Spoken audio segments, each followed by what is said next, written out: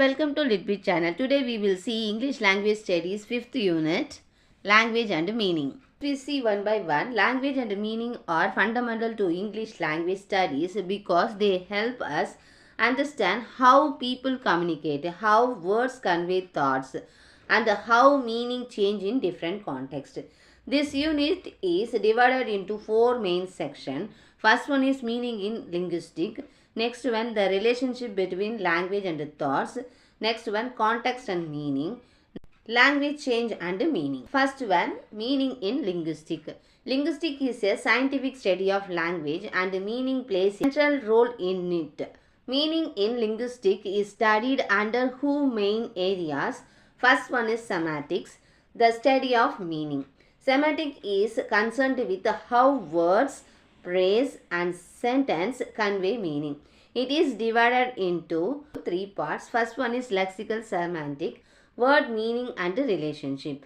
This branch of semantic looks at how individual words carry meaning and how they relate to other words. First one is synonyms, words with similar meaning. For example, happy and joyful.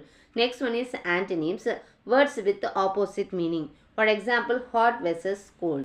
Next one is hyponyms, that is specific words under a broader category. For example, rose and tulip are hyponyms of flowers. Next one is polysemy, a word with multiple related meaning. For example, bank can means a financial institution or the sides of a river. Next one is homonyms, words that sounds the same but have different meaning. For example, bat as in an animals versus bat used in baseball. This compositional semantics, it means how sentence structure affects meaning. So, words combines to form meaningful sentence, then meaning changes based on sentence structure. For example, John loves Mary, Mary loves John. Next example, she fed her dog wearing a blue jacket. In question form, does she wear the jacket or does the dog? Next one is denotation versus connotations. Denotation means the literal meaning of a word. For example, snake, it means a reptile with no legs. Connotation means the emotional or cultural meaning of a word. For example, snake, deceitful person, that means negative connotation. Next one is pragmatic, it means meaning in context. Pragmatic studies how meaning depends on context, speaker intentions and social rules. For example, speech act, it means request, commands, question. A sentence is not just a statement, it can also perform an action. For example, can you pass the salt? It is not just a question but a request. I promise to call you. It means not just a words but an actual commitment. Next one, unstated assumptions in communication. A presupposition is background knowledge assumed by the speaker. For example, have you stopped smoking? It means presuppose the persons used to smoke. Next one, John's sister is a doctor. So, presuppose that John has a sister. Means inferred but not explicitly stated. Sometimes people imply things without saying them directly. For example, did you like the movie? Well, the popcorn was good. The response implies that the movie was not enjoyable. Next one, the relationship between language and thoughts. How does language affect the way we think? There are two main perspectives. First one is Sapir-Whorf hypothesis. This hypothesis argues that language shapes thoughts in two ways. First one is linguistic determinism, that means a strong version. Language completely determines thoughts. If a language lacks words for a concept, speakers cannot think about it. For example, if a language has no words for future, speakers might struggle to plan ahead. Next one is linguistic relativity, that means weak version. Language influences thought but does not completely control it. It means different language focus on different concepts, shaping habitual thinking. For example, the Inuit language has multiple words for snow, allowing speakers to preserve snow in more detail. In English, speakers use past, present, and future tense, making time a central concept. Next, 12, metaphors. It means we understand abstract concept using metaphor based on real world experience. For example, time is money. We spend, save, and waste time. Next one is life is a journey. We move forward, take steps, and reach milestones. Third one is context and meaning. Language does not exist in isolation. Meaning is shaped by the social and textual context. First one is the discourse analysis. Discourse analysis studies meaning beyond individual sentence by examining. In that discourse analysis, cohesion is there. How ideas logically connected. Next one is cohesion. It means how words and grammar link ideas. For example, using pronouns like he, she, it to refer back. Next one, implied meaning. It means hidden message in text or speech. For example, a news article might describe a protest as a riot or a peaceful demonstrations shaping public perception. Next one is sociolinguistic. It means language meaning changes across social groups, dialects and culture. For example, the word sick means ill in general English but amazing in slang. Next one is different language dialects have different meanings for the same meaning. Third one, register and genre. Register means the level of formality. For example, formal versus informal language. But in genre, the types of text. For example, academic papers versus text message. Next one, in register and genres example, saying what's up to the professor inappropriate but fine with the friends. Next one is language change and meaning. So meaning is not fixed, it evolves over time. First one is semantic shift. It means words change meaning over generation. For example, gay used to mean joyful, now means homosexual. Next one is nice. Originally meant ignorant, now means kind. Neologisms and slang. It means new words and informal speech constantly emerge. For example, selfie, a word that became common only in the 2000s. Ghosting, a recent slang term means to ignore someone.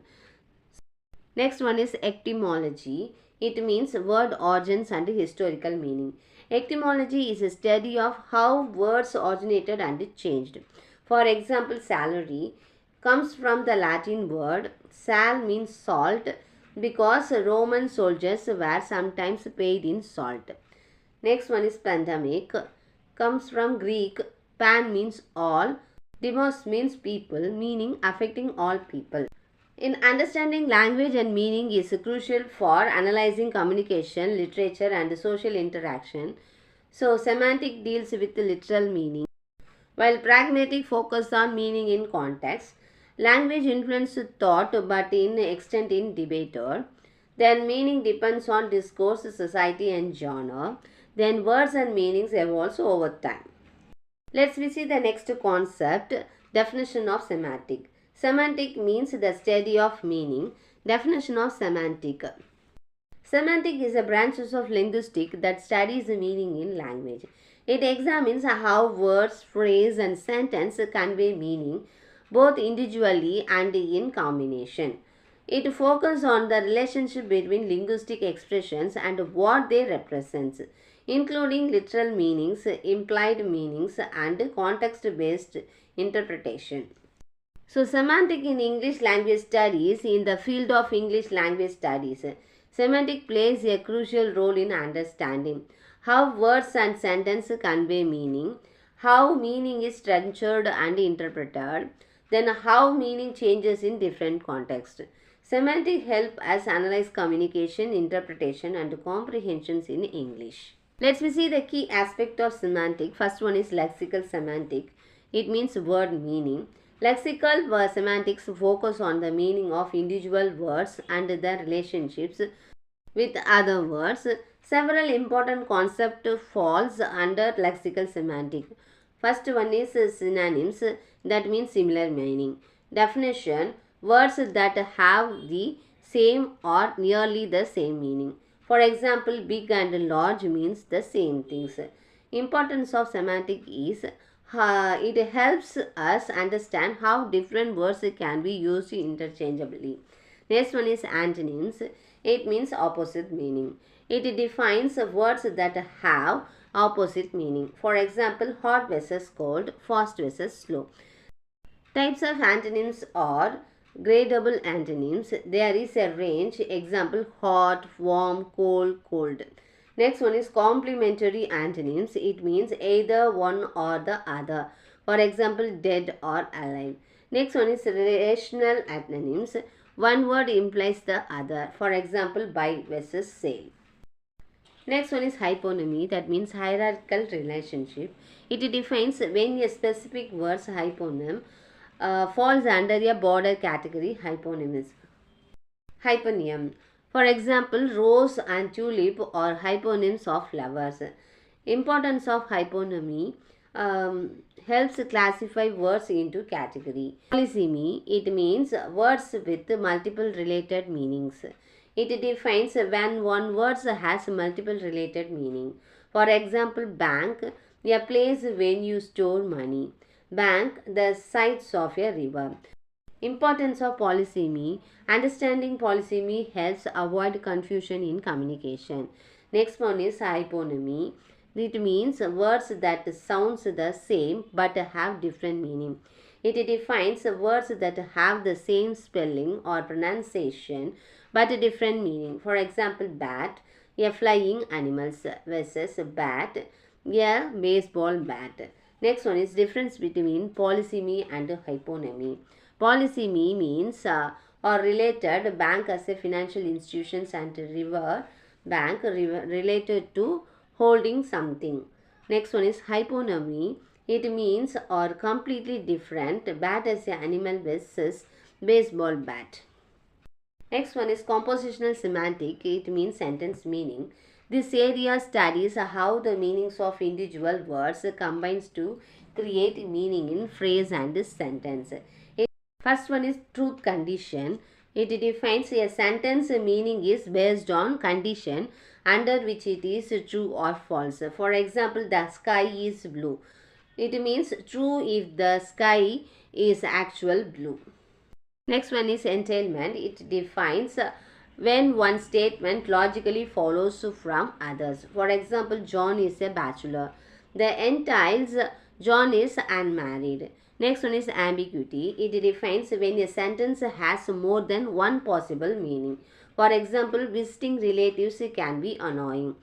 It means the relatives who are visiting are annoying, or that the act of visiting them is annoying. So, conceptual semantics help us understand how sentence structure affects meaning and how misunderstanding can. Next one is formal semantic. It uses logic and mathematical structure to analyze meaning. It defines a precise logical approach to meaning using symbols and rules. For example, using logical notations to define sentence meaning. For example, all dogs are animal. Importance of formal semantic is helps in natural language processing and NLP and artificial intelligence. Next one is cognitive semantic. It means it studies how meaning is shaped by the way humans think and understand the world. First one is conceptual metaphors theory. It defines many abstract concepts are understood through metaphors. For example, time is money. We spend time, save time, waste time. Next one is life is a journey. We move forward, take steps, reach a destination. So, cognitive semantics shows how language reflects a human thought process. Next one is pragmatic semantics. It means in context. The area explores how meaning depends on context and speaker intention. First one is implicature. It defines meanings that is not directly stated but inferred. An implicature defines meanings that is not directly stated but inferred. For example, did you like the movie? Then B said, well, the popcorn was good. So what is the implication? The movie was not enjoyable. Next one is a presupposition. It defines unstated assumptions in communication. For example, have you stopped smoking? So presupposes is that the person used to smoke. Next one is speech acts. It defines language that performs an action. For example, I promise to call you. It means the speaker is not just taking but also making a pragmatic semantics help us understand indirect meaning, hidden assumptions, and how language is used in real life situation. Importance of semantics in English language studies. First one, helps in understanding words meaning and nuance. Knowing different types of word relationships helps in vocabulary development. Next one, enhance effective communication and interpretation. It means understanding ambiguity, presupposition, and implication helps avoid misunderstanding. Next one, aids in language learning and translation.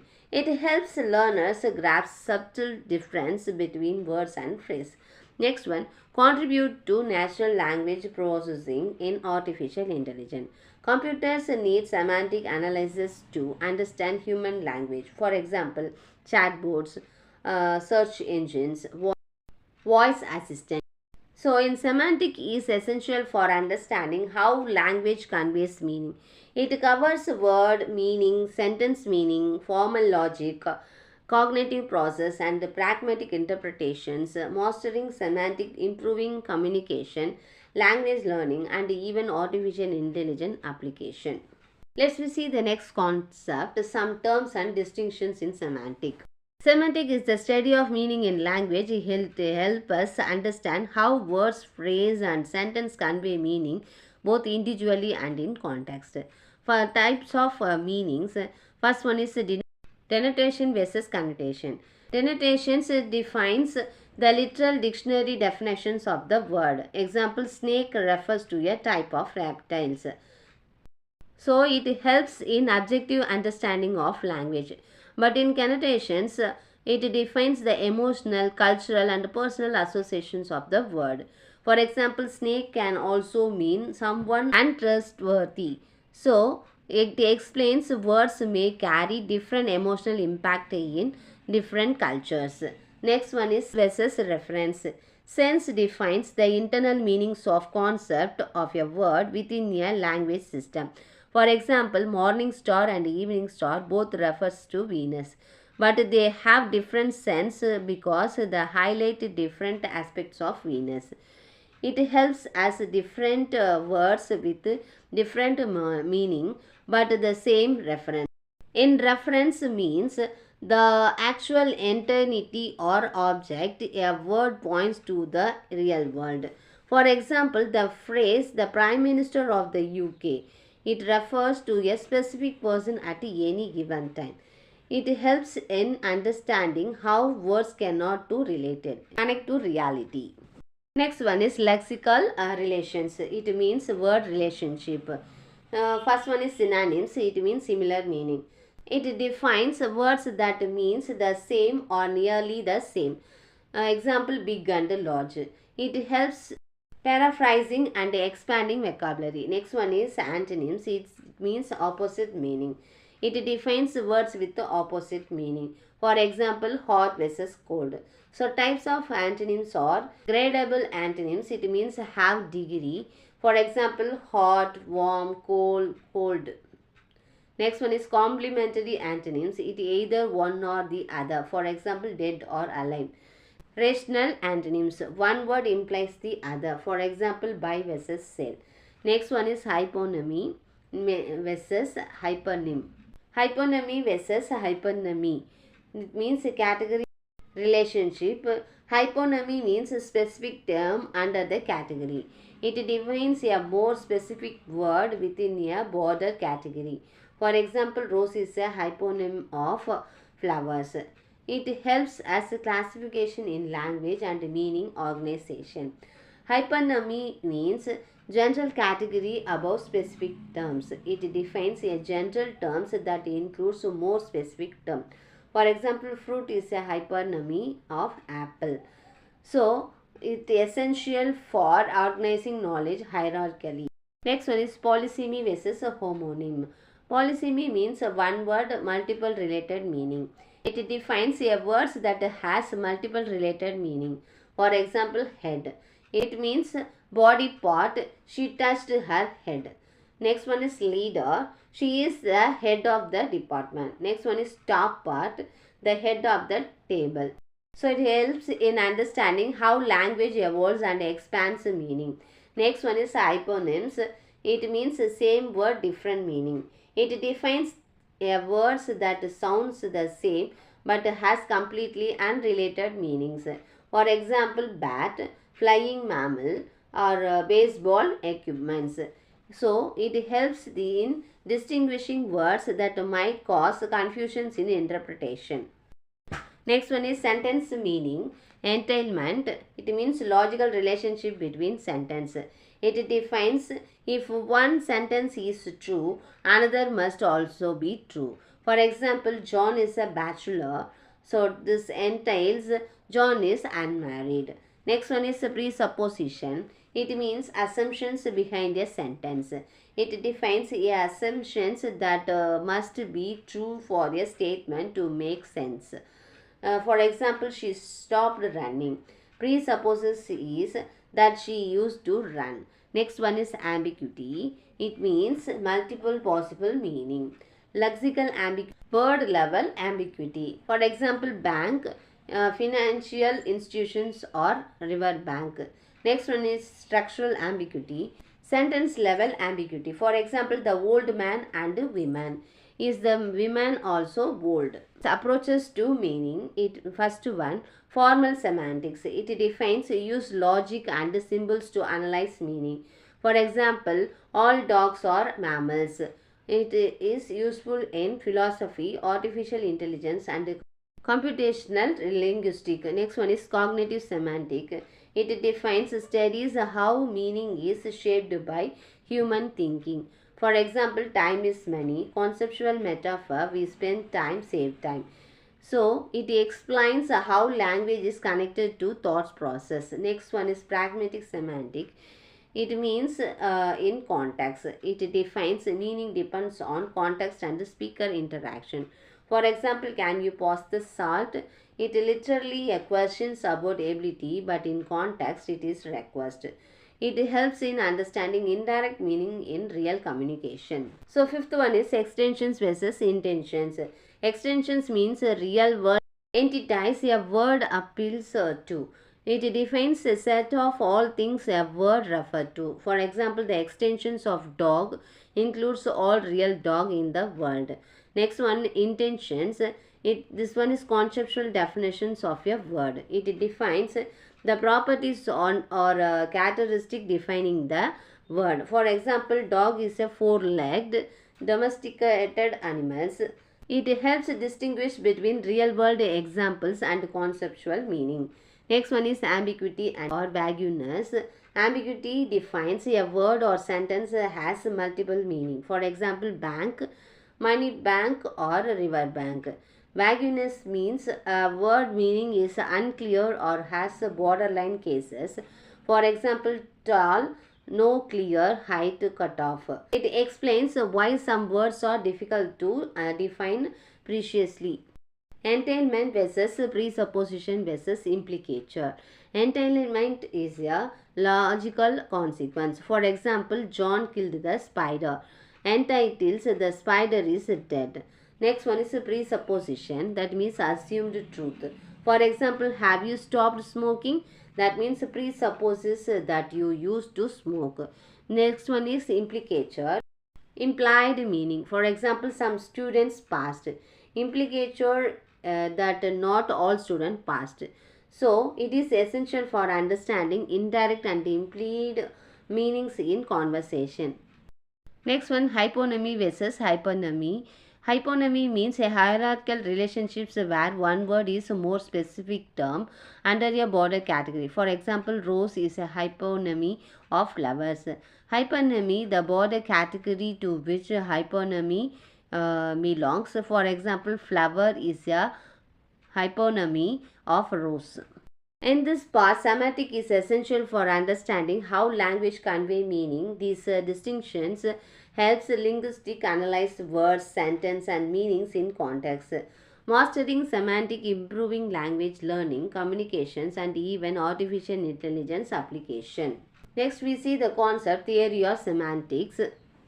Semantic, the study of meaning in language, has been approached from different perspectives. Various linguistic theories attempt to explain how words, phrase, and sentence accurate meaning. Each theory provides insight into different aspects of meaning. First one is a referential theory of meaning. The concept this theory states that words have meanings because they refer to real world objects or concepts, a system of labels for things that exist. For example, the word apple refers to the actual fruit. The word tree represents a physical plant with roots, a trunk, and leaves.